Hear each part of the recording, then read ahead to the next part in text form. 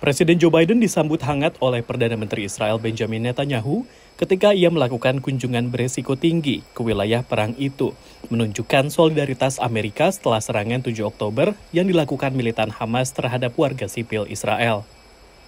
Di Israel, Biden membujuk Netanyahu untuk mengizinkan bantuan kemanusiaan internasional masuk dan membantu 2,2 juta penduduk Gaza yang sangat membutuhkan makanan, air, dan bahan bakar. Israel agreed the humanitarian assistance can begin to move from Egypt to Gaza.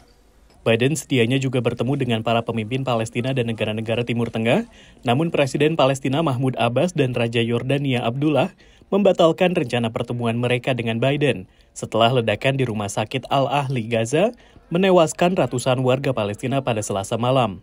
Baik Israel maupun Hamas menyangkal mereka bertanggung jawab. Sejumlah pihak menilai kunjungan Biden tersebut gagal mengambil hati para pemimpin Timur Tengah. Padahal sepekan sebelumnya Menlu AS Antony Blinken telah bertemu dengan para pemimpin di kawasan tersebut, termasuk dari Israel, Palestina, Mesir, dan Yordania. Kunjungan AS ini difokuskan untuk mencegah meluasnya konflik Israel-Hamas keluar jalur Gaza dan menimbulkan guncangan di kawasan. Ketika Blinken dan Biden mengunjungi Timur Tengah, Presiden Rusia Vladimir Putin disambut di Beijing oleh pemimpin Tiongkok Xi Jinping. Kedua negara menolak mengutuk serangan Hamas terhadap warga sipil Israel. Menurut analis, sikap kedua negara membuat AS menjadi satu-satunya negara adidaya yang berkepentingan terhadap kondisi Timur Tengah.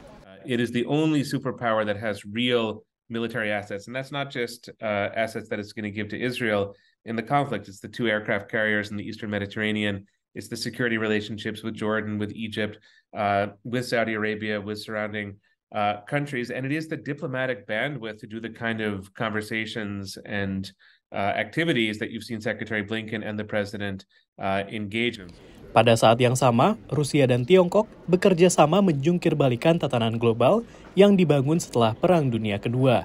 And now that Xi is hosting Vladimir Putin in Beijing, it's a continuation of this deepening partnership to try to drive chaos in Europe, to drive chaos in the Middle East, to eventually try to drive chaos right in China's front yard. Tetapi pakar lain mengatakan bahwa tidak seperti Rusia, kepentingan Tiongkok di Timur Tengah mungkin lebih sejalan dengan kepentingan Amerika, yaitu stabilitas di kawasan di mana Tiongkok menjalin hubungan dagang. Dari Washington DC, Rio Tuasikal dan tim VOA.